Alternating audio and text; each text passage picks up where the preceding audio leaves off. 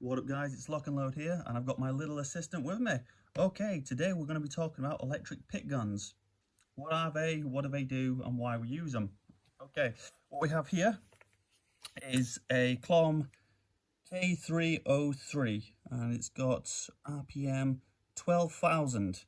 That's 12,000 revolutions per minute. I think that's what it means. Might be wrong, might not even be accurate. But whatever. Okay. Electric pick guns. Kinetic attack.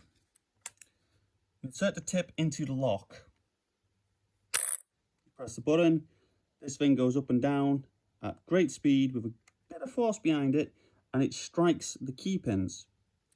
Now those key pins travel upwards, obviously. They strike the driver pins. Now, Newton's third law of motion, I believe it is. Whenever an object pushes off in one direction, it pushes off in the opposite direction with the same force.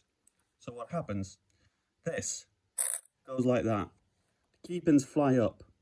They hit the driver pins. The driver pins then go flying up, but the key pins, remember they've pushed upwards, they have to then push down. Because remember, we're going up, so this one has to go down in the opposite force, the exact same force. Okay, that's how they work. Why do people use them? Well, believe it or not, they're actually more of a locksmith tool.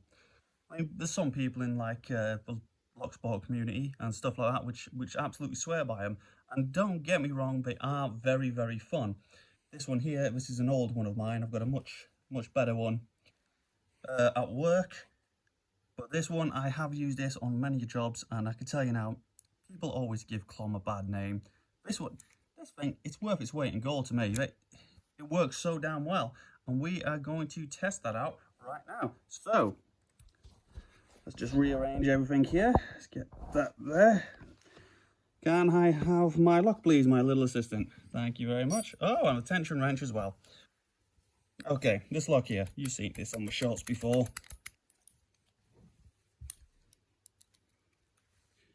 Put this under tension. Now this one actually has a spool pin in as well, and it's a bit of a bugger. But nonetheless, we're going to put it under tension, we're going to fire it. Might need to use the opposite end. Sorry, my bad there.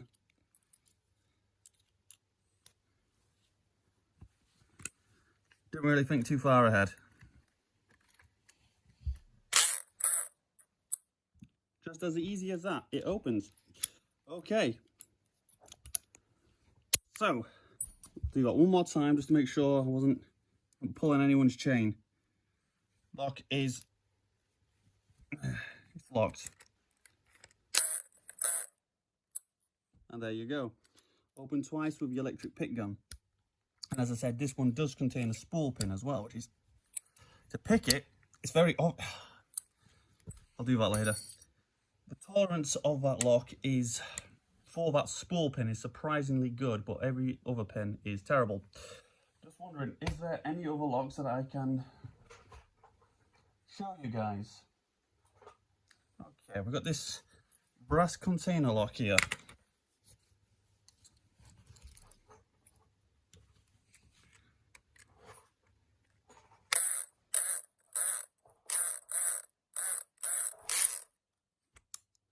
And it's opened. There you go. Okay, is there any more locks, little assistant? No, that lock won't work. What about that one? Okay, 6-pin Euro cylinder. You can see it's locked.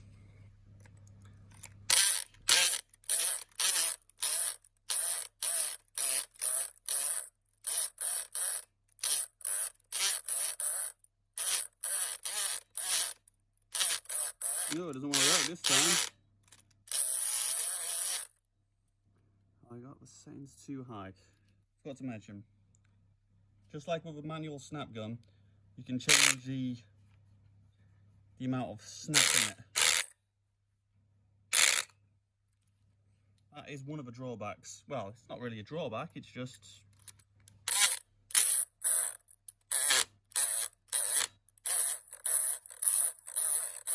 You know, I have done this lock countless times and it's only today, but this is giving me grief.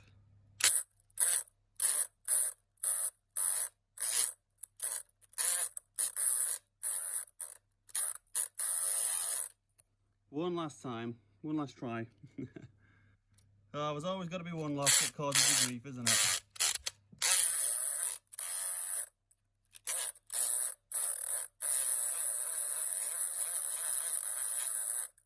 Right, that one isn't playing ball today.